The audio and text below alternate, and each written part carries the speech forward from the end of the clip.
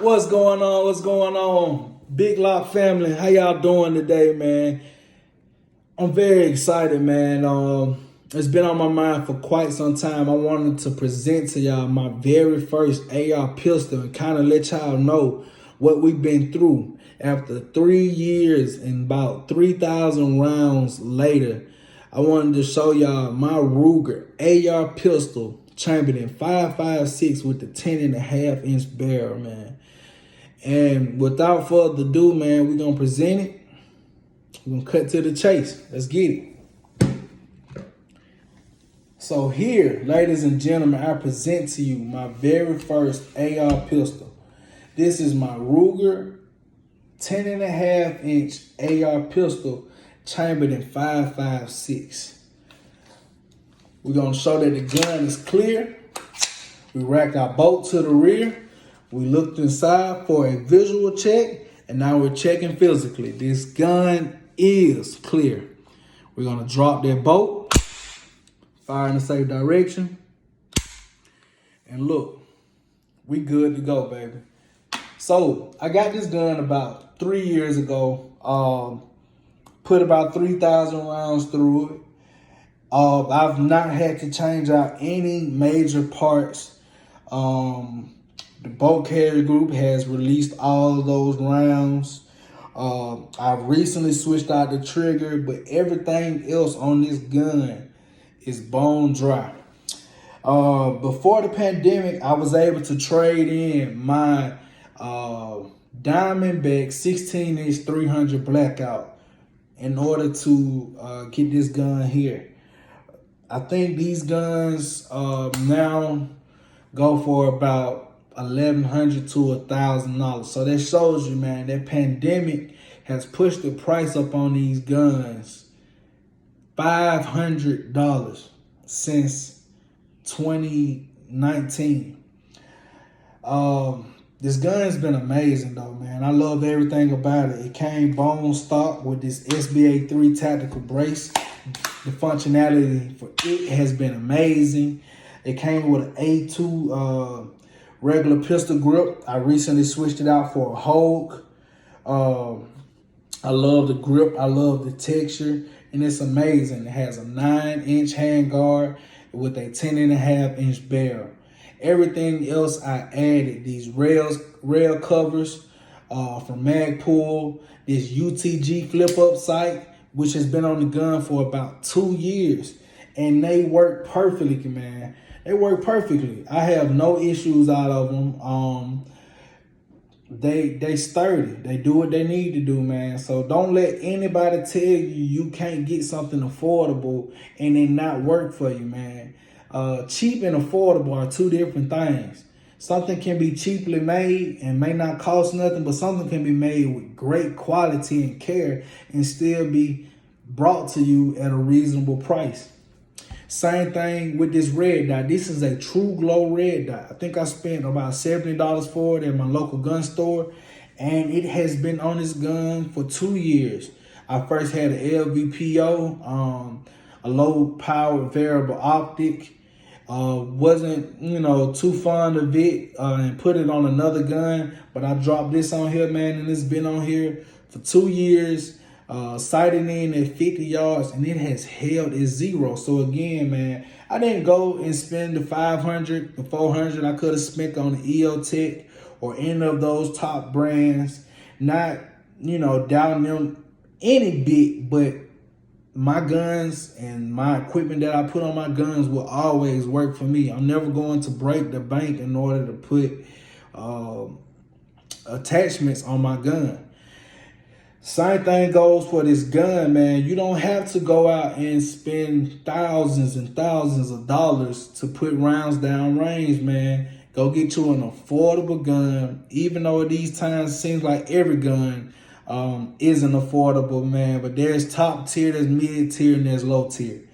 Go out and get you a gun, get you some ammo, and with the rest of the money, man, go get you some training. If you're not going to be putting 10,000, 15,000, 20,000 bullets down range, you don't need to go get the top of the line Daniel Defense or top of the line whatever the gun may be, staccato, it does not matter, man. Get you something affordable and get you something you can run and gun with, man, and you won't have any issues. This gun has ran steel, it has ran brass, it's done everything. I clean it quite regularly. I've recently dropped in a LaRue MBT 2-stage trigger. It's, I think, 4.5 pounds. It's 2.5 to the wall, and then it's 2 on the pull, or that might be flip flop. Either way it go, man, it's a great gun and an even better trigger. I love everything about this gun. The only complaint I may have about it is the initial weight compared to some of my other AR pistols. But it's decent, man. It came stock with the SBA3 tactical brace. It has your traditional forward assist. I've added a bad lever to make racking my bolt back very, very easy. A lot of times at the range, you have to show clear before the range can go cold. So having this makes racking that gun to the rear very easy and locking it in place. As you seen, when I racked it back, it went back forward. A lot of times when you don't have the bad lever, you just have the bolt catch here, and you have to pull on it with one hand, and it's kind of troublesome. So some people who don't like the bad lever, I love it for that very reason, man. I may not use it to traditionally drop my bolt, but it's great when you want to hold that bolt open. So, man, I would suggest y'all go get one. But everything else on this gun has been bone stock dry. I love everything about this gun, man. It's been perfect. It did not come with this color. I got a little happy, man, seeing the rattle can, that shit trend getting real popular. So, man, I decided to take 2 cans of paint and I went to work. I think I took a tan, a dark brown, and some tape and a clothing bag, and I laid everything out, covered up my trigger, took out the bolt carrier group, inserted a magazine so there's no paint on the inside. There's no paint in my barrel. I plugged my barrel. I made sure everything was taken off of this gun that would have been my functionality parts, and made sure they had no paint on them. Covered up the plastic. And with everything else, man, I just went to work. I had a lot of fun painting. You can admit it looks cool as shit. When you do these, you do a rattle can in order to break up the pattern of your gun.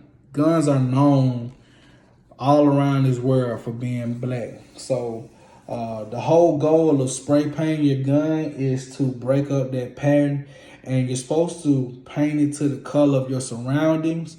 So I could have maybe went with a brown and a green because I live out here in Alabama. But I wanted desert tan. I thought that looked the best, and that's what I went with.